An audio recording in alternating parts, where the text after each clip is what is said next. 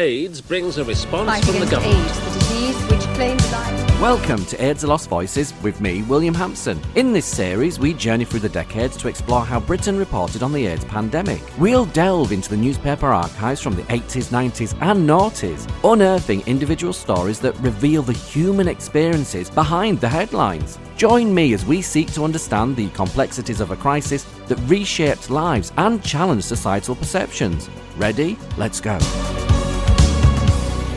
Dividing a person's life into separate episodes presents a unique challenge in podcasting, particularly when the subject's journey morphs from a tale of scientific breakthrough to the, as we'll learn in this episode, murky waters of international controversy, if not embarrassment. In the case of David Carr, whose tragic demise at the age of 25 in August 1959 raised significant questions among the doctors treating him, they, later with the emergence of HIV/AIDS in the 1980s, added a complex layer to his story. Because his doctors, along with UK researchers, analysing tissue samples taken at the time of his death in 1959, declared in a Lancet paper in 1990 that David Carr had indeed been HIV positive, thus recontextualising his life and death whilst marking him as the world's first known AIDS case. As the investigation into his medical history unfolded, it became clear that, much like life itself, narratives exist in multifaceted layers, revealing that there are indeed two sides to every story, and David Carr is no exception. Although in this instance, David Carr had no say in how his life story was written and indeed shared with the world. We ended the previous episode where, on the 24th of March 1995, the Independent newspaper ran the front page headline, "World's first AIDS case was false," with the strapline, "Tissue from man who died in 1959 may have been swapped with patient who died 21 years later." In addition to this front page story, there is a two-page spread on pages 2 and 3 which rarely share the same insight, although the spread appears under the headline, "How Scientists Discovered False Evidence on the World's First AIDS Victim," where the Independent reports, David Carr's medical condition was a mystery throughout his 5-month stay at Manchester's Royal Infirmary. He remained a mystery long after his death on the 31st of August 1959. The 25-year-old apprentice printer was in reasonably good general health until he developed breathlessness, night sweats, tiredness, and loss of weight in December 1958. From then on, his health deteriorated radically and dramatically. Scaly brownish lesions had appeared on his skin, he developed a fever, and a painful anal ulcer appeared in February 1959, followed by another ulcer between his nostrils and upper lip. Quote, "He was wasted, febrile and ill," his doctors wrote. Mr. Carr was admitted to the Royal Infirmary on the 8th of April, but nothing the doctors did seemed to help him. The breathlessness and wasting became severe, and he died officially of pneumonia caused by pneumocystis carinii, an opportunist infection that takes advantage of a weakened immune system, and cytomegalic inclusion disease, a viral infection causing the cells of the lungs to become enlarged and damaged.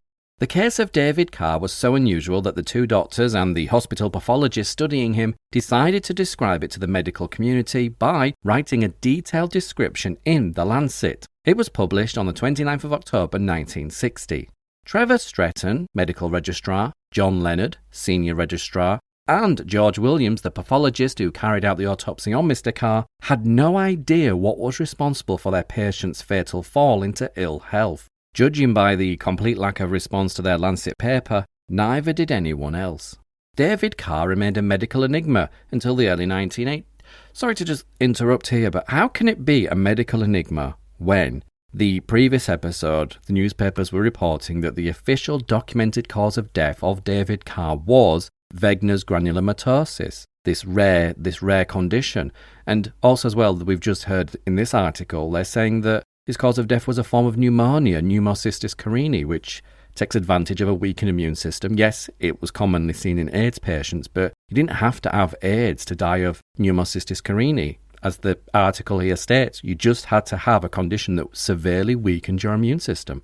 So it's not a medical enigma. I don't know if this is a newspaper or whether this is coming from the doctors. Anyhow, David Carr remained a medical enigma until the early 1980s when it dawned on the three doctors that their patient had symptoms similar to those beginning to appear in medical literature due to a mysterious new illness, AIDS. In 1983, they wrote to The Lancet posing the question, did our patient have AIDS? They pointed out that the man, who was not then named, had been in the Navy between 1955 and 1957, when they supposed he had travelled abroad. Quote, "He was not married and we know nothing of his sexual orientation," the doctors wrote. The implication was that the man could have been homosexual. He wasn't, but could have been homosexual and might have picked up the AIDS virus whilst overseas. AIDS researchers took a keen interest in the case, and this encouraged Dr. Williams, the pathologist, to locate the tissue samples he took in 1959 from the body. Although it was standard practice to store such samples, the unusual nature of death led Dr. Williams to take more tissue samples than usual. He sliced small portions of tissue from just about every organ in Mr. Carr's body. Dr. Williams said he preserved more than 40 samples and embedded them in paraffin blocks. Each set of tissues was given a unique number, which could be used to cross-reference the sample with the post-mortem examination records of each case in question. Dr. Williams said there are thousands of stored tissue samples in the pathology department of Manchester University. Quote, "When I was looking for the tissue for this patient, I came across blocks from patients just after the last war," he said. Dr. Williams said he located the tissue samples taken from Mr. Carr in 1987. Unfortunately, there was no test for HIV at the time that was sophisticated enough to use in such dried-out material. And the newspaper article just highlights in brackets, the HIV antibody test, which came out around 1985, was designed to work primarily on blood serum. Then, towards the end of the 1980s, scientists had developed a new technique for amplifying minute quantities of DNA, the genetic blueprint, from all manner of tissue fragments. The polymerase chain reaction, PCR, test has revolutionized forensic science and was now about to be employed on the mortal remains of David Carr. Dr. Williams sent some samples to Gerald Corbett in the hospital's virology unit. Together with his research assistant Andrew Bailey, Dr. Corbett applied the PCR test to the tissue and had a positive result. They found that HIV had infiltrated the DNA. Dr. Corbett, however, wanted to be absolutely sure that this was not a, quote, false positive, end quote, result. He was well aware that the PCR test was so sensitive that it could easily amplify any stray molecules of HIV that may contaminate the samples, so he asked Dr. Williams to send him some more tissue, but this time in a proper blind trial. Dr. Williams therefore sent Dr. Corbett 12 tissue samples in separate tubes. 6 came from David Carr and 6 from a man of a similar age who had died in a traffic accident in the same year. Neither Dr. Corbett nor Mr. Bailey knew which sample came from which patient because only Dr. Williams had access to the code describing what each tube contained. Dr. Williams said he kept the code in a locked drawer and no one but himself had seen it. Quote, "When I say no one, I mean no one," he told The Independent. The blind experiment went ahead. Mr. Bailey, who did much of the bench work, performed the PCR test on each of the 12 tissue samples. He and Dr. Corbett went to extraordinary lengths to avoid contamination because they knew how sensitive the PCR test can be. The work was done in a laboratory where, as far as they know, researchers had never handled HIV. As an added precaution, half a dozen different rooms were used for each stage of the experiment, and the scientists wore disposable gloves, gowns and hats while working with the samples in an air-filtered hood. They had even asked Dr. Williams to slice sections of the stored tissue blocks using different laboratory knives. Dr. Williams said he also washed the knives in alcohol to make absolutely sure there was no cross-contamination.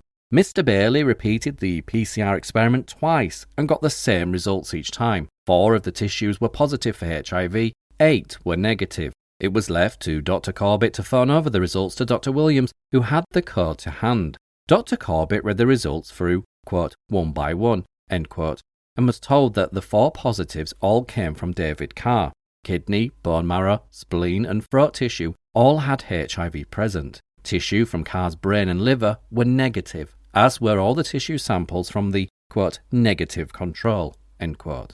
The results surprised Dr. Corbett because they were better than ever expected. Quote, "An occasional false positive wouldn't come as any great surprise, so to get the correlation of the sort we got did surprise me," he said. With Mr. Bailey and Dr. Williams, he quickly submitted the results of the research to the Lancet, which published them as the short letter on the 7th of July 1990. The resulting international publicity was huge. The three researchers, along with Dr. Stretton and Dr. Leonard, were feted on both sides of the Atlantic. The New York Times proclaimed, quote, "Puzzle of sailor's death solved after 31 years. The answer is AIDS," end quote. Dr. Williams remembers well the day when the news story broke. He was on a fishing holiday in Scotland, driving across lonely moorland at about 7:45 a.m, listening to Radio 4's Today programme. He heard the late Brian Redhead talking about a young pathologist in Manchester who had performed an autopsy in 1959. Quote, "It was almost as if someone was speaking to me," Dr. Williams recalls. News of the, quote, 1959 sailor, end quote. People had not realised then that David Carr, as a national serviceman, was not a professional seaman, once again stirred intense interest in the United States. In particular, it intrigued a committee of scientists set up to investigate allegations in Rolling Stone magazine that AIDS could have come about as a result of a mass polio vaccination campaign in the Belgian Congo between 1957 and 1960. In March 1992, Rolling Stone had published an article written by the journalist Tom Curtis, suggesting that the AIDS virus might have been transmitted inadvertently from monkeys to humans because monkey cells were used to make the polio vaccine, and it was understood that the simian immunodeficiency virus, SIV, was the most probable ancestor of HIV. The theory that a polio vaccine was the route for SIV to enter the human population was intriguing, yet the only evidence to support it was circumstantial. In December 1993, Rolling Stone had to print a, quote, clarification, end quote, of its earlier story at the behest of the Wistar Institute in Philadelphia, which had made the Congo vaccine, and the scientist responsible for developing it, Hilary Kaprowski. The central reason for the apologetic statement was that the committee of scientists had taken the case of the Manchester seaman into account in its reviewing of Rolling Stone's theory. The scientists, appointed by the Wistar Institute, said in their report, quote, "The Manchester man had returned to England by the first half of 1957 before the Congo trial was begun. Therefore, it can be stated with almost complete certainty that the large polio vaccine trial begun in 1957 in Congo was not the origin of AIDS," end quote.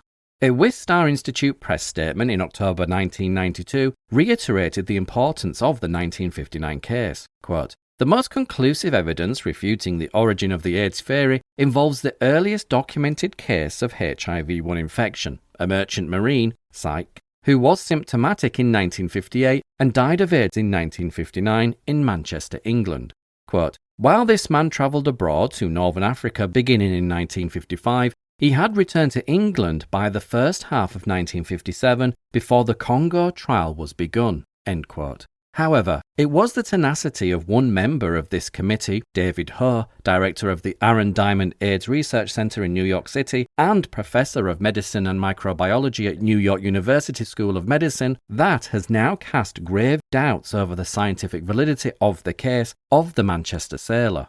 Professor Carr contacted the Manchester researchers in 1992 to learn more about the man who had subsequently been named in the Sunday Express. Professor Carr asked for samples to perform PCR tests himself. Manchester University's Gerald Corbett said that after the Lancet letter of 1990, he and Andrew Bailey had tried to sequence the genetic code of HIV, but had only limited success. They had managed to get a partial DNA sequence, enough to know it was HIV-1 and not the other major type of AIDS virus, HIV-2, but had recognised their limitations. Quote, "To be perfectly truthful, we are a hospital diagnostic laboratory and we were beginning to get out of our depth," Dr. Corbett said. Professor Carr's lab, however, was a specialist AIDS centre and was accustomed to performing difficult PCR tests and rapid genetic sequencing.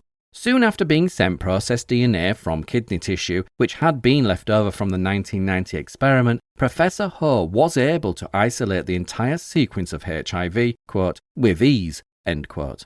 He did this in 1993 and now had the complete virus, from one end of its genetic code to the other. He also found that the genetic sequence was identical to the partial sequence of Corbett and Bailey, scientific confirmation that it was the same virus isolated earlier by the two Manchester virologists. The sequence, however, began to puzzle Professor Carr, following a discussion he had with Gerald Myers, director of the HIV sequence database at the US's Los Alamos National Laboratory in New Mexico, and a world authority on the genetics of the virus. Quote, Jerry told us his concerns about the possibility that it was a contaminant. All the calculations and analyses Jerry did suggest that it could be a contaminant. The virus did not make any sense based on everything he has known about them, Professor Ho said. Dr. Myers was well aware from nearly a decade's work on the AIDS virus that it is one of the fastest evolving life forms. Its speed of change is dramatic. He estimated the strains of HIV circulated in the world alter their DNA sequence by about 1% per year. This would mean the 1959 virus, which presumably must have infected Carr's years earlier, should have differed from 1990 strains by 30% or more. The essential problem Dr. Myers had identified is that the virus supposedly dating back to 1959 was to all intent and purposes identical to strains of HIV circulating in North America and Europe in 1990. Quote, "You couldn't distinguish it from a 1990 virus," Professor Ho said. Dr. Myers dismissed the 1959 virus as an aberration. Further evidence suggested that if this was a 1990 contaminant, it was no ordinary contaminant.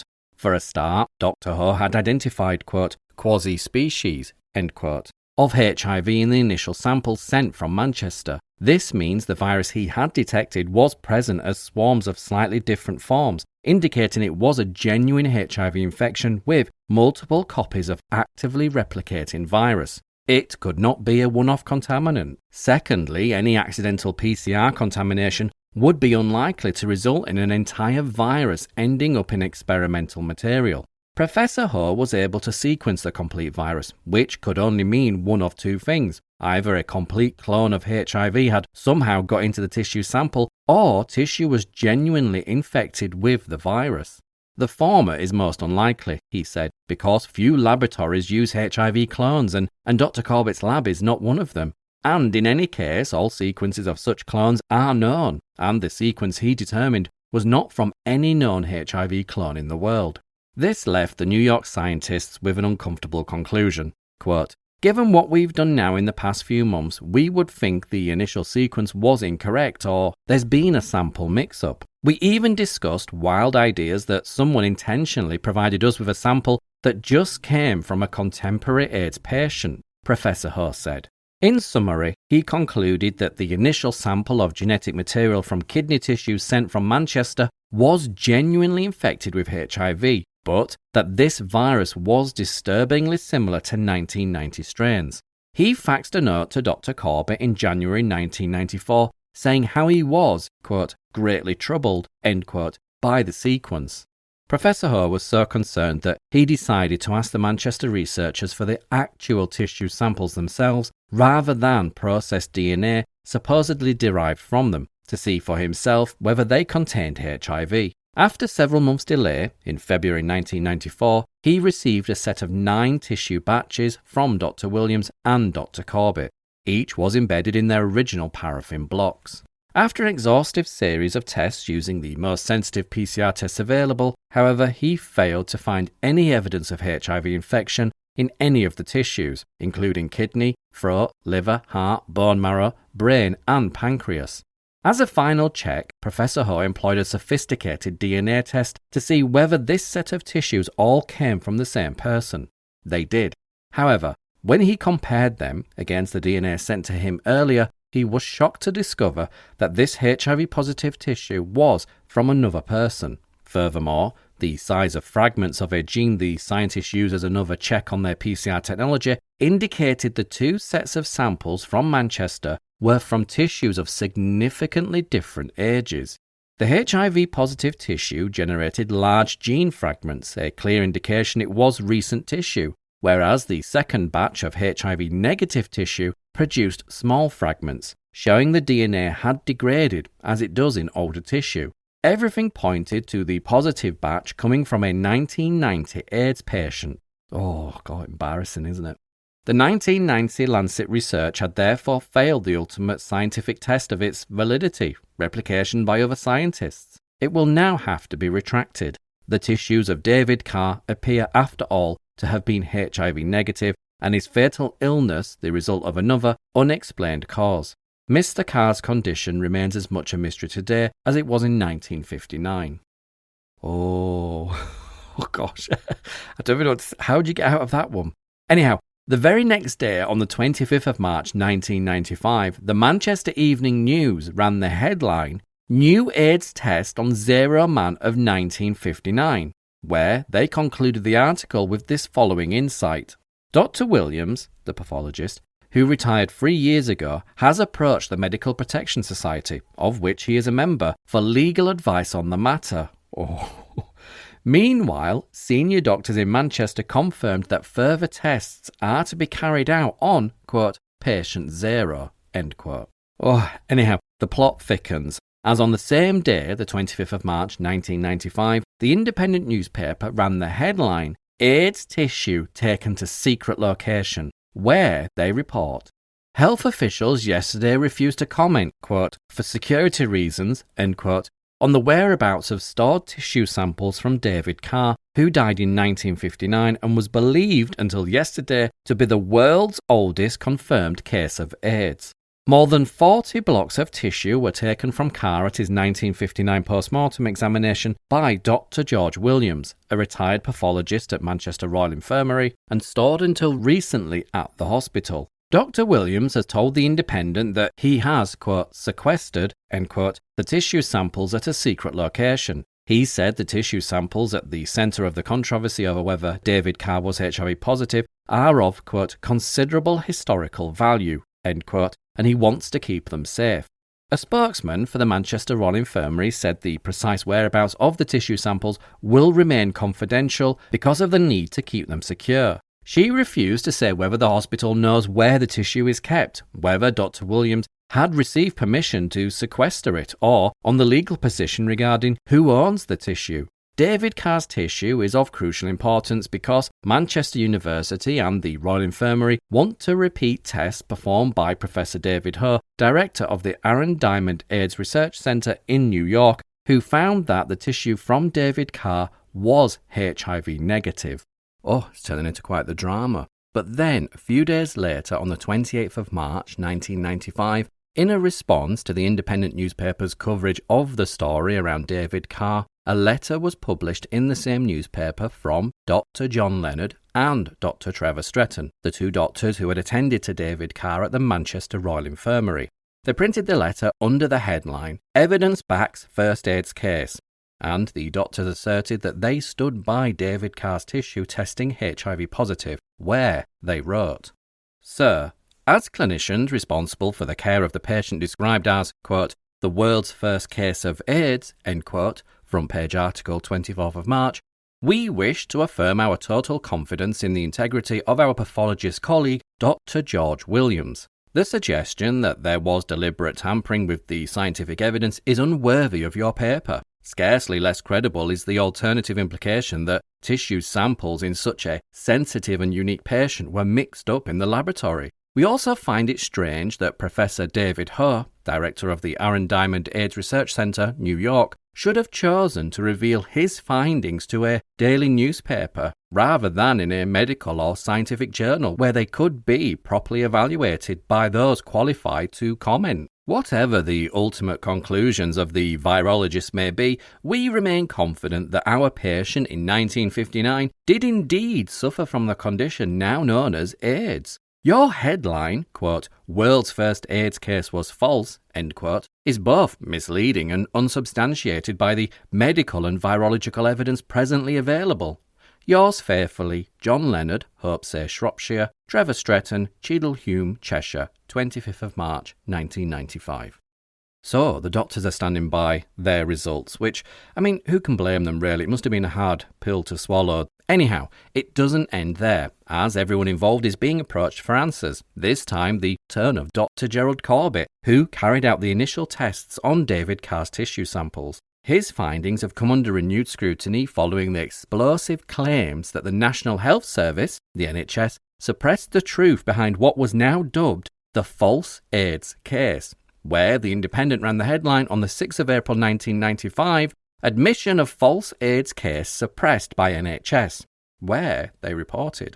An admission that research showing the world's first case of AIDS, involving a Manchester man who died in 1959, was false, has been suppressed by NHS officials. Central Manchester Healthcare NHS Trust refused permission for one of its scientists, Dr. Gerald Corbett, to send a letter of retraction to the Lancet, which in 1990 published research, quote, proving, end quote, that the 1959 patient was infected with HIV.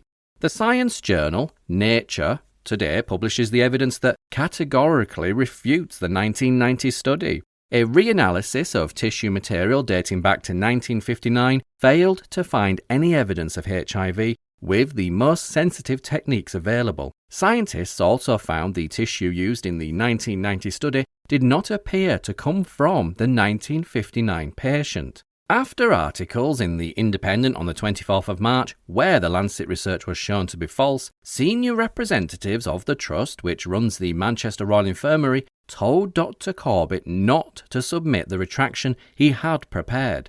Angela Anderson, a spokeswoman for the trust, yesterday denied any knowledge of Dr. Corbett's letter. Quote, "I am not aware of any letter, but I can't say it doesn't exist because I don't know," she said.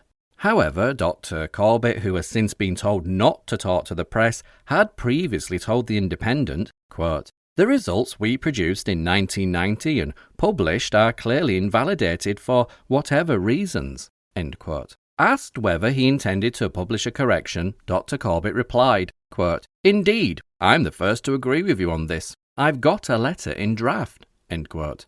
However, after a meeting with his trust employers, Dr. Corbett was asked again about the letter. Quote, "I've been put on hold for the time being. That's not my decision," he said. Dr. Corbett had also told David Carr, the New York scientist who had uncovered problems with the 1990 research, about the letter. Dr. Carr, director of the Aaron Diamond AIDS Research Centre, said, quote, "Corbett did say he wanted to send a retraction to the Lancet, but he never sent me a copy of that and he never said why not," end quote. At the centre of the dispute is tissue taken from the corpse of David Carr, 25, who died mysteriously in 1959, which was stored for more than 30 years. Oh man, can you imagine being the cousin or being David's fiancée Ethel at the time, just watching this play out in the newspapers? It's just hideous, isn't it? Anyhow, but what I'm sure we all want to know is, do they settle the disagreement between both sets of scientific findings that appear to be clearly at odds with each other? Although Dr. Ho and his team do make a compelling case. I mean, I personally am more with Dr. Ho on this one. Anyhow, on the 10th of April 1995, the Independent newspaper ran the headline, "New Tests to Help Solve Dispute Over First AIDS Case," with the strapline, "Home Office Experts to Analyse Tissue Samples." Yay! Where they report, I can't wait. Home Office forensic scientists are this week expected to begin tests on tissue material allegedly from the world's first case of AIDS, a Manchester man who died in 1959. The scientists have been asked to resolve a dispute over whether the tissue is from one person or two. They will use DNA fingerprinting, how do you fingerprint tissue samples, to clarify the issue. Central Manchester Healthcare NHS Trust has asked the Forensic Science Service in Wetherby, West Yorkshire, to perform the fingerprint analysis on DNA and tissue samples sent from the New York laboratories of Dr. David Carr, the scientist who has cast doubt over the authenticity of research published in the Lancet in 1990, which claimed that the 1959 patient was infected with HIV. The research by Dr. Gerald Corbett, a Manchester healthcare virologist, and Dr. George Williams, a retired pathologist from the Manchester Royal Infirmary, who supplied tissue for Dr. Corbett to analyse, claimed to have found HIV in the 1959 patient whose tissue had been stored for more than 30 years. As reported in The Independent last month, Dr. Carr, director of the Aaron Diamond AIDS Research Centre and professor of medicine and microbiology at New York University School of Medicine, found that experimental material allegedly from the 1959 patient and supplied to him by scientists from the Healthcare Trust was from two separate people. Dr. Ho also failed to find any evidence of HIV in tissue samples supplied to them last year by Dr. Williams, which were allegedly from the 1959 patient. They concluded that these two findings invalidated the 1990 Lancet research. Angela Anderson, a spokeswoman for Central Manchester Healthcare NHS Trust, said that a preliminary investigation by the Trust has shown that tissue samples held in Manchester, allegedly from the 1959 patient, are from one person. She could not say, however, whether this tissue is the same as that used as the basis of the 1990 research. The Manchester Trust has, for the moment, declined an offer by a leading AIDS researcher, Professor Robin Weiss of the Institute of Cancer Research in London, to carry out an analysis. Professor James Burney, a consultant at the Trust, said, quote, "The only way you can get a meaningful HIV analysis is if you are certain that it is the patient in question, and secondly, if there is only one patient," end quote. If there are two patients, quote, "we are then looking at a retraction in a big way," end quote. Professor Burney said the Forensic Science Service had been chosen because, quote, "they are the definitive people," end quote. And he wanted to be sure the authors of the 1990 research and Dr. Ho were happy with the competence and independence of the scientists undertaking the checks. The latest analysis of the HIV that Dr. Ho managed to extract from the first set of samples from Manchester has shown that the virus is closely related to strains circulating in Britain in the 1980s, according to Gerald Myers, director of the American HIV Sequence Database at the Los Alamos National Laboratory, New Mexico. Oh, I can't stop sighing. This is just one of those stories with each article. I think we've gone from the size of dismay. We're now heading towards the size of relief that somebody's now looking into this. But with the Home Office involved in retesting these samples belonging to David Carr, there is a renewed sense of hope for a conclusive resolution, particularly given that some still contest to this day the HIV status of these samples. As the anticipation for the outcome builds, Professor Moore, chairman of Central Manchester Healthcare Trust, has penned a letter to The Independent in response to one of their earlier articles, where he wrote, "Sir, your article, quote, 'Admission of false AIDS case suppressed by NHS,' end quote, 6th of April 1995, a follow-up to one on the 24th of March 1995 relating to the world's first ever AIDS victim, accused NHS officials of suppressing information and implies that the Central Manchester Healthcare NHS Trust tried to gag an employee, Dr. Gerald Corbett, who was involved in the case. I can assure you that neither of these statements is correct. I have spent a lifetime as an academic and I believe in academic freedom. I would not countenance any attempt to prevent a full discussion of all the issues involved in this or any other case. This trust does not gag its employees. Dr. Corbett has assured me that he has felt free to discuss his work on the 1959 AIDS victim freely, and he has done so. Yours sincerely, S.A. Moore, Chairman, Central Manchester Healthcare Trust, Manchester Royal Infirmary, Manchester, 18th of April, 1995. Oh, I can't stop sighing. Gosh, it's handbags, isn't it? Anyway, then off the back, but he's got a point. Then off the back of that letter, Dr. Gerald Corbett, the man himself, pens a letter to the Independent which reads, "Sir, your article, quote, 'Admission of false AIDS case suppressed by NHS,' end quote, 6th of April 1995, relating to research into the death in May 1959, David actually died on the 31st of August 1959, of a man presumed to be the earliest known AIDS case, suggests that I had a letter retracting my laboratory's own findings, suppressed by my employer's Central Manchester Healthcare NHS Trust. In fact, although I spoke to your correspondent about preparing such a letter as my first reaction, I never reached the stage of drafting a text. Dr. David Ho of the Aaron Diamond AIDS Research Centre in New York and I have collaborated openly over this investigation since July 1992. When he advised me of this most recent findings, I wrote to him suggesting a joint publication in The Lancet that might address the apparent dilemma. His findings raise a number of questions that need to be answered. Further studies are now ongoing and these results will be published when available. May I add, I have never been prevented from speaking freely on this issue. Yours faithfully, Gerald Corbett, Department of Clinical Virology, Central Manchester Healthcare NHS Trust, Manchester.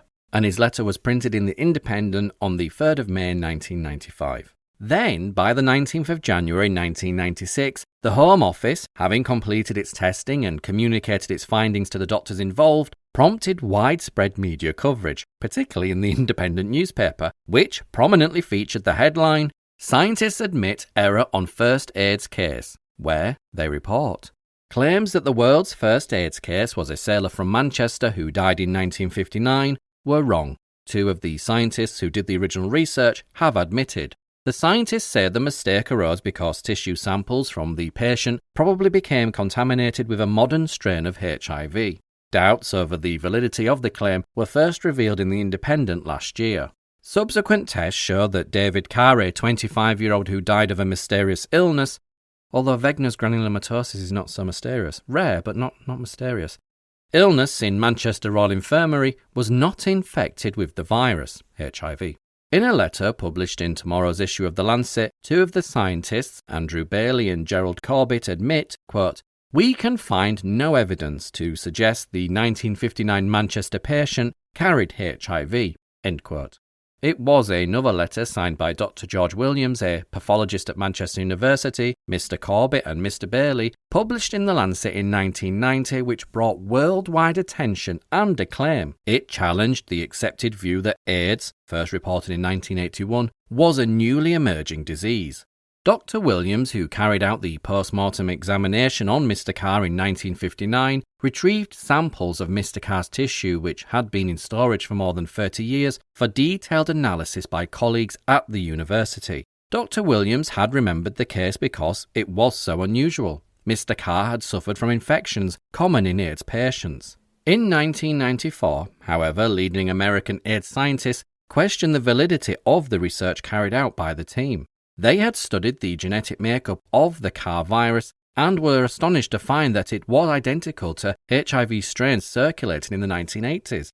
HIV mutates very rapidly, and experts expected the Carr virus to be very different from modern strains. The American team performed more tests and later suggested that tissue samples from Carr used in the original research may have been mixed up with those of another man who died in the 1980s. This has always been strenuously denied by the Manchester scientists. In their most recent Lancet letter, Mr. Bailey and Mr. Corbett said that experiments by an independent team which would have settled this matter were inconclusive. Oh, so just right at the end there, we got a little microphone drop. I wonder what he means by inconclusive, but I suspect this next article might clear that up, because if, like me, you're a bit bewildered and wondering how on earth this was able to happen, it's worth reflecting on the inquiry that was led by experts, where their view garnered significant attention on the 3rd of December 1996, so the opposite end of the year, where The Independent ran the striking headline, "AIDS research fault is not likely to be accident, say experts," where they report, experts have cast serious doubt on suggestions that pure accident led to the faulty research results, which prompted a team of Manchester scientists to claim, wrongly, that the world's first AIDS patient died in 1959.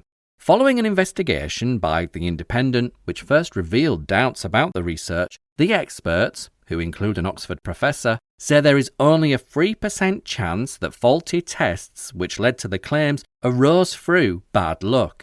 In 1990, a team of scientists at Manchester University found HIV, the virus that causes AIDS, during a retrospective analysis of tissue samples from David Carr, a 25-year-old apprentice printer who died of a mysterious illness in 1959. None were found in control samples from another person who died at the same time. By none, they mean HIV. This led them to make the world-famous claim in the medical journal The Lancet that July that Mr. Carr was the, quote, world's first confirmed case of AIDS, end quote.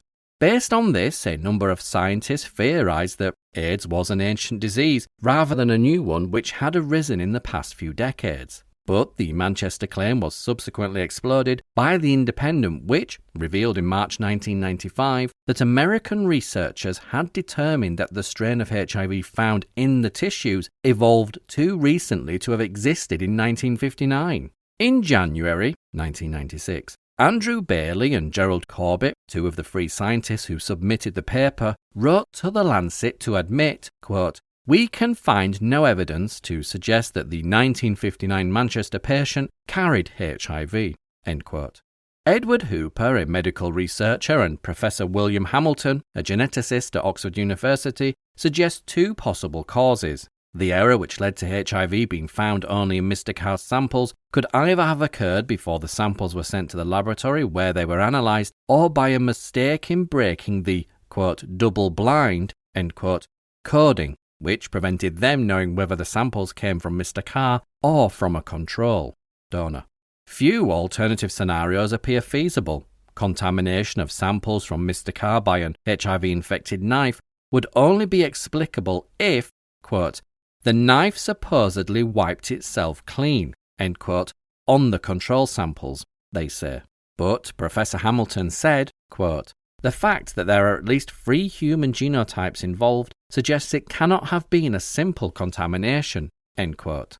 The third author, Dr. George Williams, the Manchester University pathologist who conducted the post-mortem examination on Mr. Carr, has repeatedly denied this. Quote, I'm utterly, absolutely confident of the authenticity of that material, end quote, he told The Independent last year.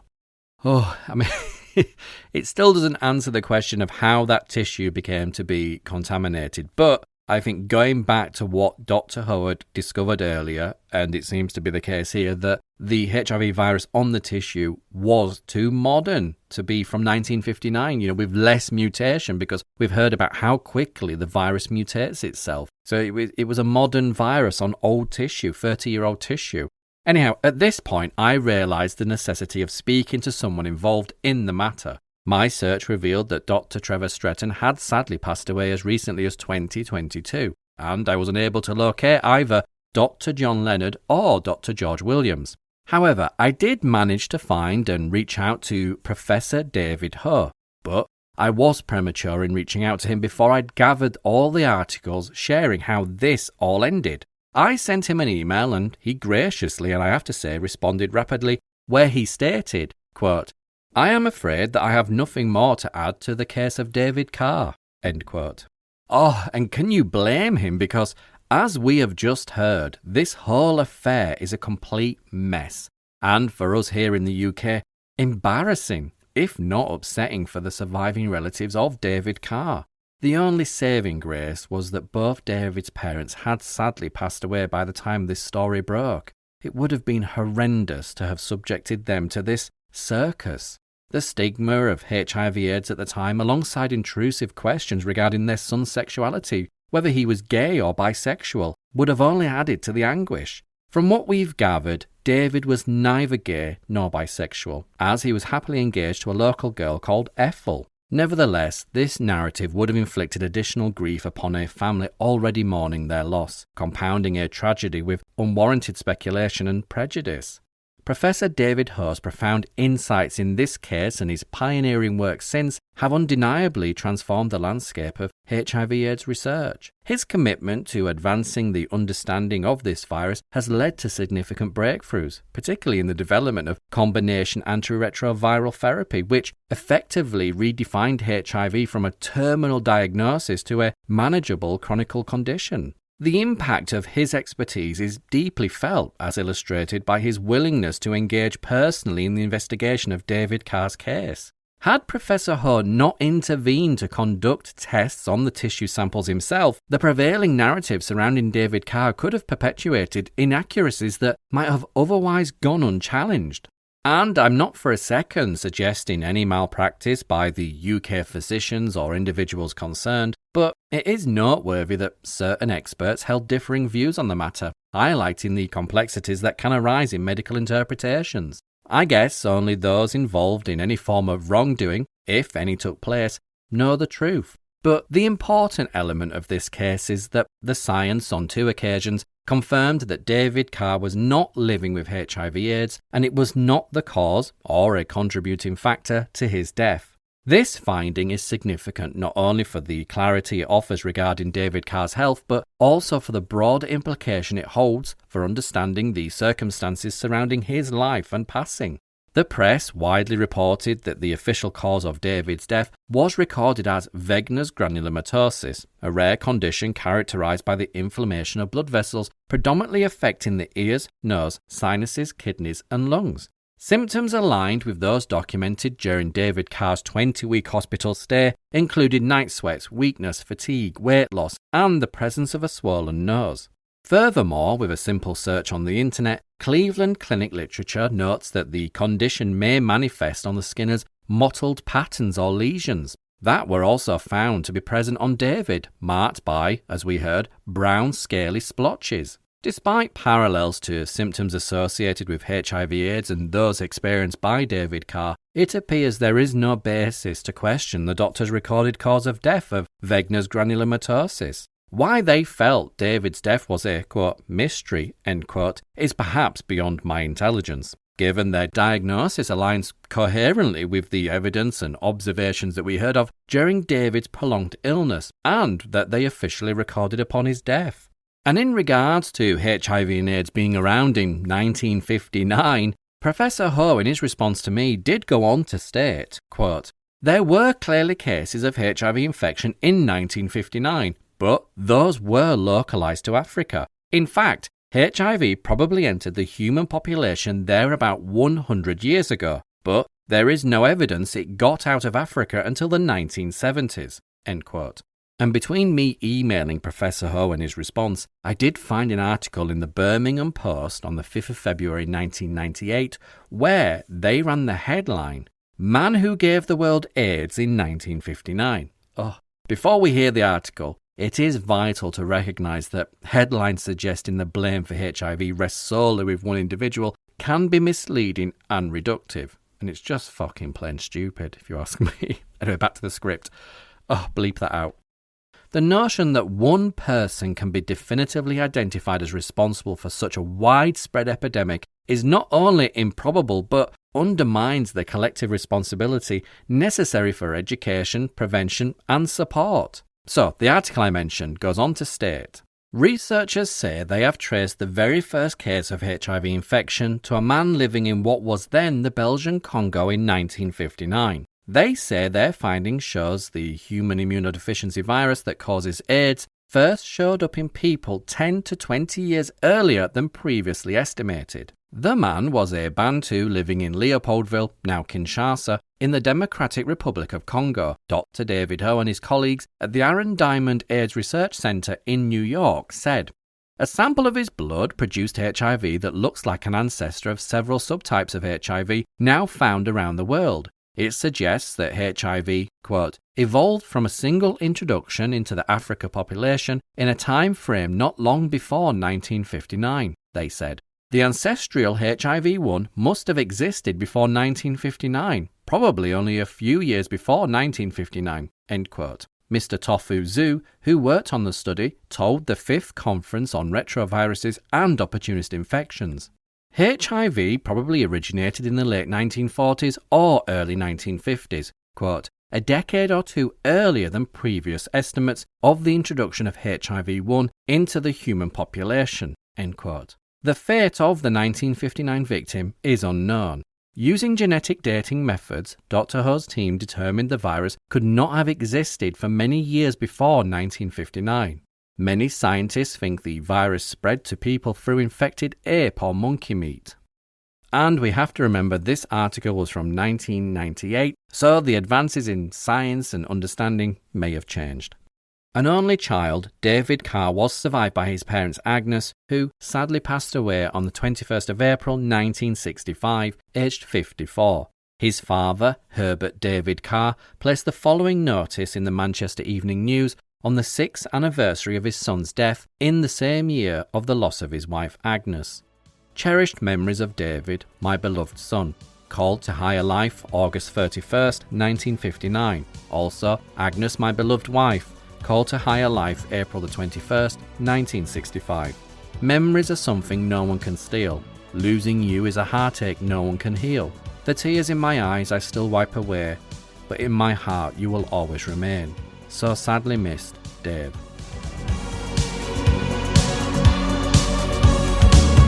You can check out and read all the newspaper articles mentioned in this episode, along with extra snippets of information, on the Extra T blog. You can find the link in the show notes. If you've enjoyed this episode, then don't forget to like, share and subscribe. Until the next episode, you can find me on Instagram at The Lost Boys of Soho.